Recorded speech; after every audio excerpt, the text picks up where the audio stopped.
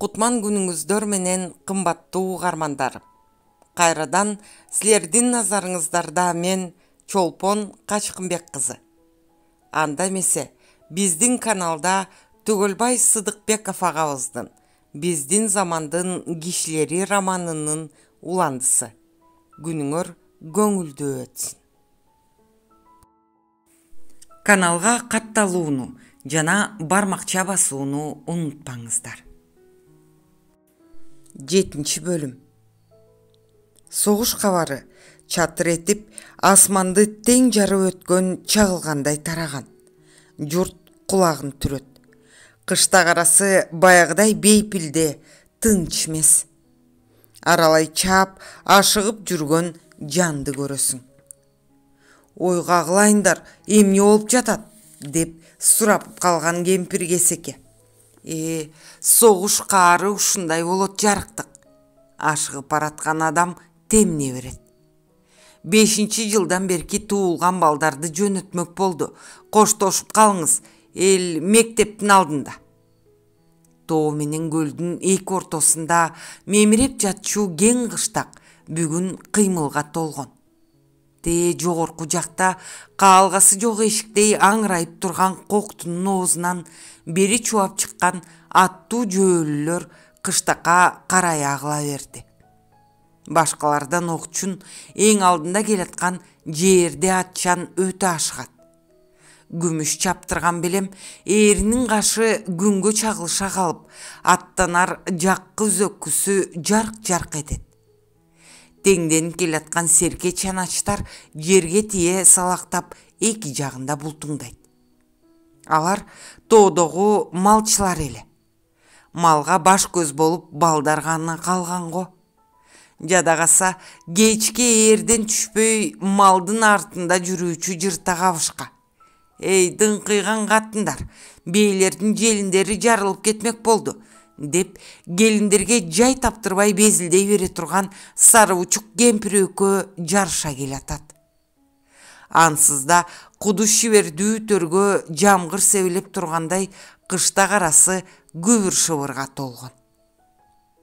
Эгем, балдарды ат жалынан сактай көр, журтуңдун уйуткусун бузба, деп кобурашып, жадаса камка баш болгон карылар этектерин жаза басып, бирдемелерин колдоруна көтөрүп, колтуктарына кысып, мектепке карай чубоодо.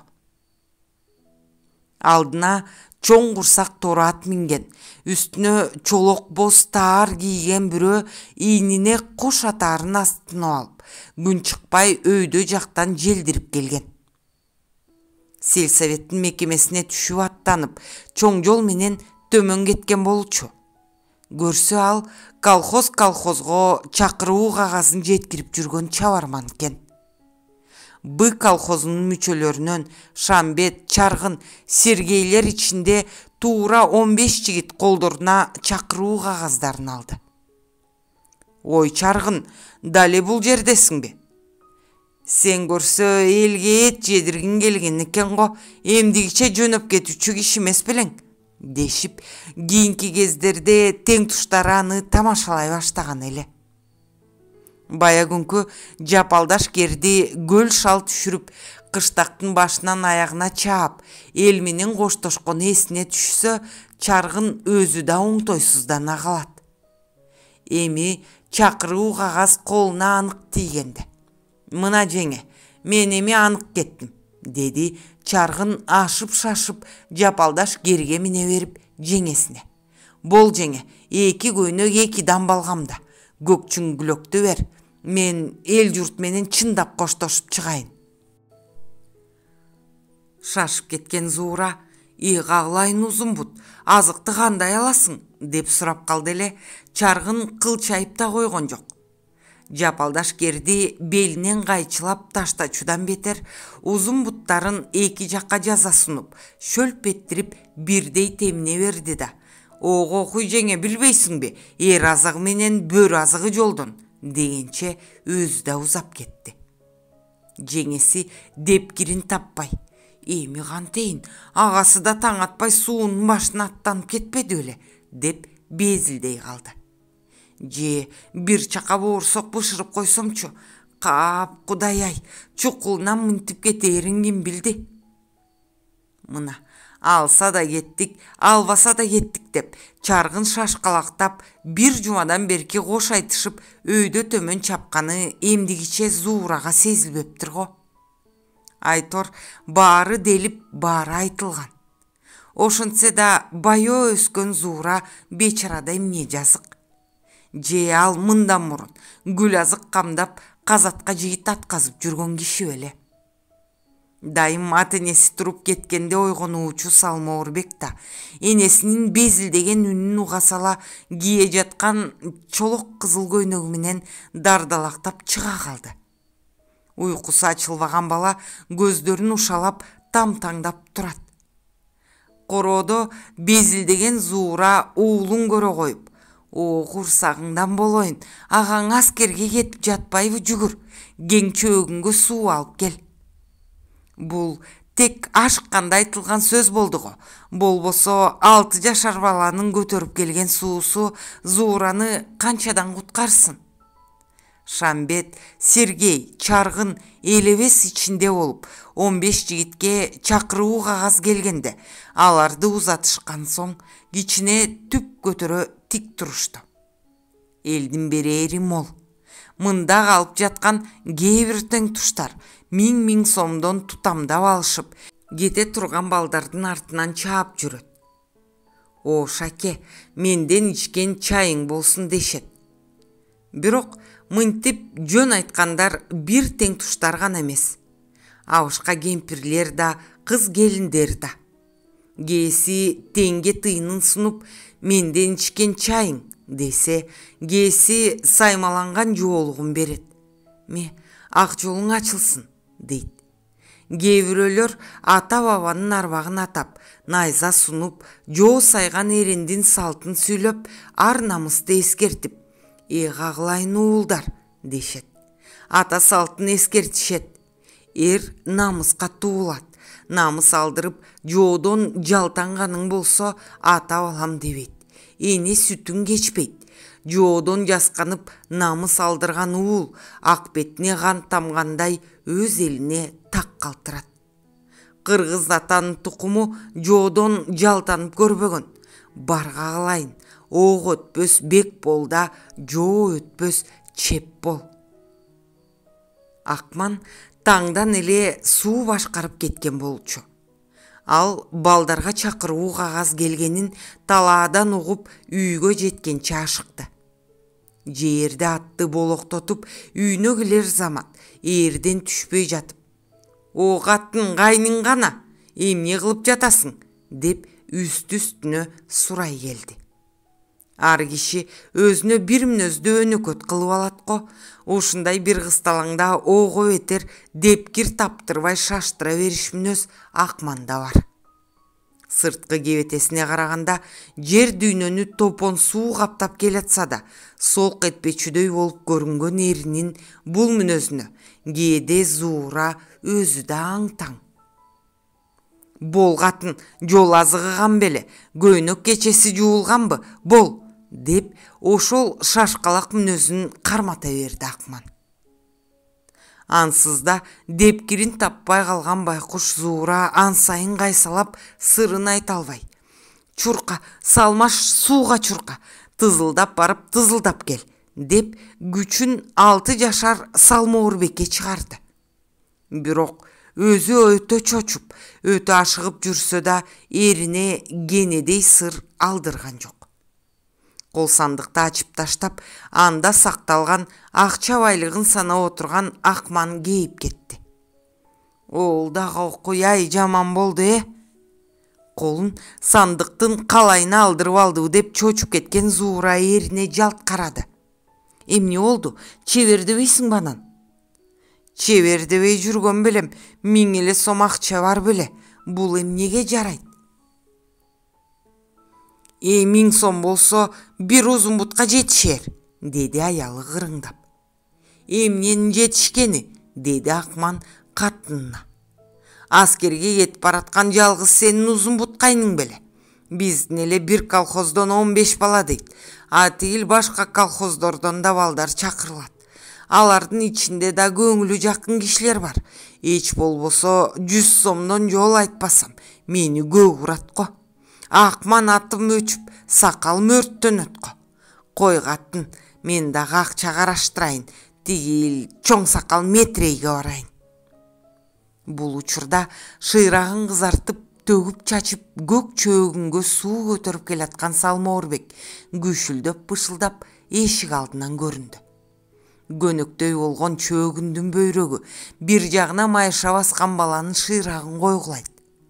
Канча чымырканса да 6 жашар бала чоң чөөгүндү көтөрүп жер босогодон атта өтө албас го. Бекер суусун төгүп, эмгеги азая болор. Аны көрө койгон энеси оозунуп барып, баласынын колунан чөөгүндү алды. Зуура оюнда эрине бекерге карыздана бербесеңчи деп айтмакчы болуп турган эле, бирок өзү түшүнөр дегенсип жандатып койду. Метрейде эле кайдан артык акчасы болсун, ал да Сергейин узатып жаткан тура. Сергей да кетип жатыппы?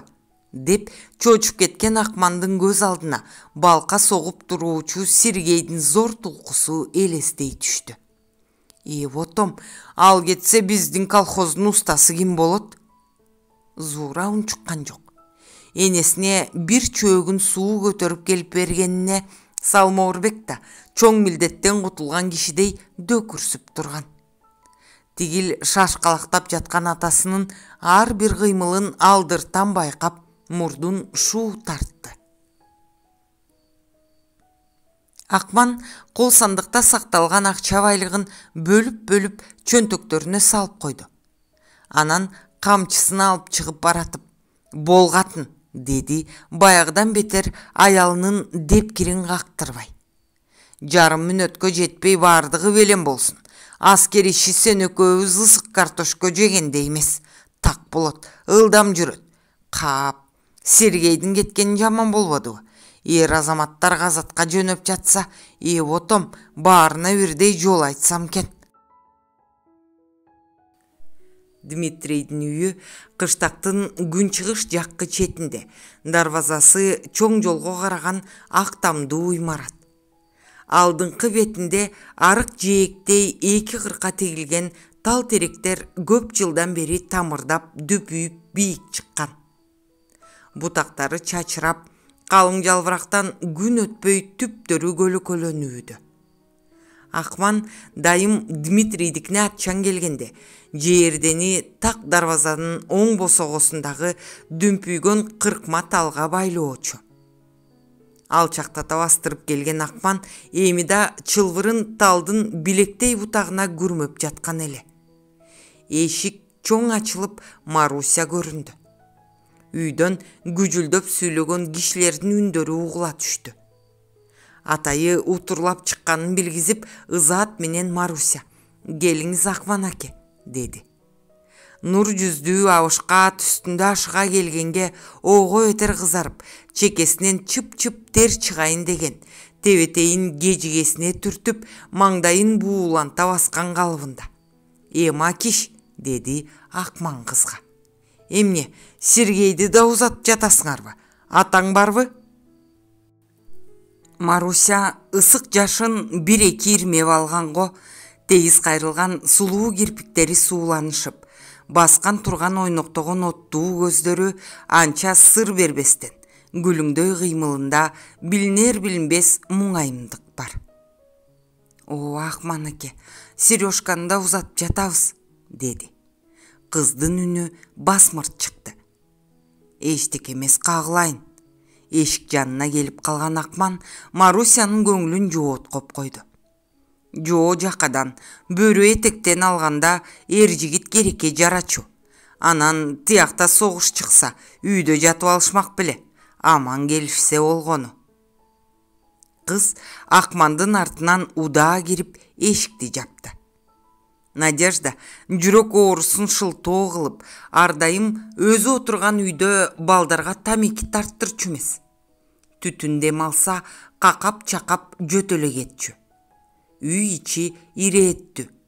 Терезени ачык кармап, үйдүн абасы бир калыпта таза туруучу.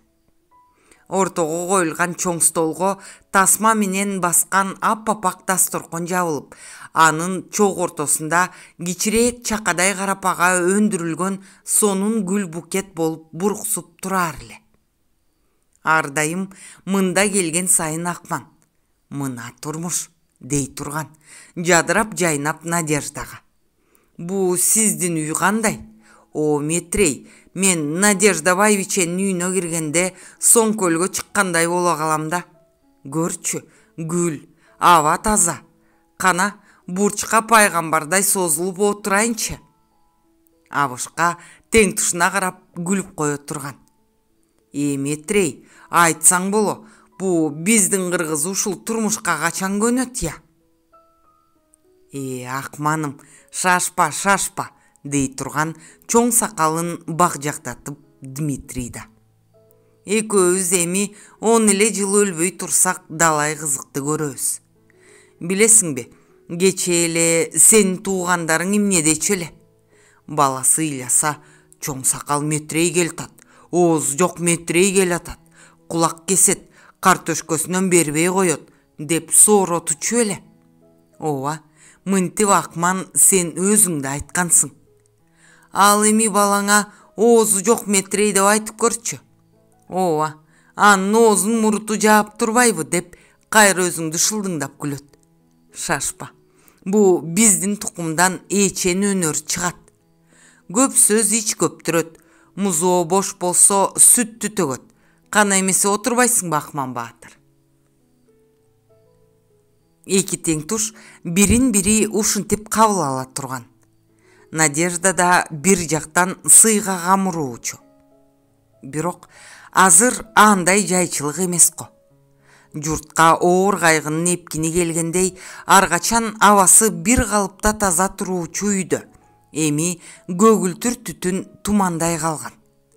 Демейде пуф деп какап чачай бере турган Надежда Сергеевна да эми ачуу кайгынын башка түшкөн кыйынчылыктын көк таштай салмагын чыдап көтөргөн кишиче Сергейнин жанында томсоруп жашып отурат. Өмүрдүн ачуусун эми татый турган болдум го дегендей, эне акылы тартылган тамеки түтүнүндөй тумандуу эле. Аз болгондо 15 адам баягы ортодо туруучу чоң столду курчай отурушуптур. Алар Сергейдин жакын агайындары. Ата-энеси болсо жөнөтө турган уулун ортолоруна алышып, столдун төр жагында. Сергейдин жолдошторунан Шамбет, Чаргын, элебестер бар экен. «Жүргүлө бизге, Абышка кемпирдин колунан чогуу даам жейлик» деп Сергей жолдошторун өзү ээрчитип келген болчу. Столдун бети тамак аш толу. Калыңдыгы карыш ак бөлкөнү Макиш аябай туурап койгон эле. Ар кими бир-бир кесимден алгандан кийин да ортодогу кызыл гүлдүү чоң далинкеде акнан додолонуп турат. Дайым жадырап жайнап келүүчү Акман эми эшиктен кире замат тунарыктаган түтүндү дем алып төрдө уулунун катарында үнсүз отурган Надежданы биринчи көрдү. Абышка өзү да басмырт боло түштү. Бирок үйдө отургандар ага жабалактай карашып: «Акылдуу кептин ээси Акман акем келди. Келиңиз, акам жигиттер жүргөн жерде да». «Рас болду. Маруська, орундук келтир» деп Дмитрий сакалын бакчайтып ордунан тура берди. «Кел баатыр, кел. Баланы жөнөтүп жатабыз. Эчтеке эмес. Мекен чакырткан соң барышсын. Согуш деген согуш. Айгышкан кармаш болот, кан төгүлөт». Акман тамакка отурарын билген соң тебетейин алып, килемче жабылган чоң саңдыктын үстүнө койду. Анан кашкая басып катарга отурду. Дмитрийдин сөзүн улап кобурады. Ак жолдору ачылып, аман кайтышса ийги. Ичип жеп, чоң столдо отургандар бирин-бири сөзгө алып, кайра күжүлдөй башташты. Сөздүн көбү согуш жөнүндө. Өкмөттүн чакыруусу менен элди жерди коргоого жигиттердин жөнөп жатканы, Кайсы башкарма өз кишилерин кандай даярдык менен узатаары айтылат. Биздин даярдык да жаман эмес, деп калды локуюп отурган Шамбет, өз колхоздун атынан кеп баштап. Чакырылган кишибиз 15 экен, аларды узатам деген агайындери болор. Онараба мектептин алдында белен турсун дедик. Чакыруу пунктуна саат 16-дан калбай барышка тийишпиз. Туткалуу узун графинден суудай челкилдеген аракты идиш-идишке өзү куюп, Дмитрий: «Ну, мать!» деди сакалын бакжайтып.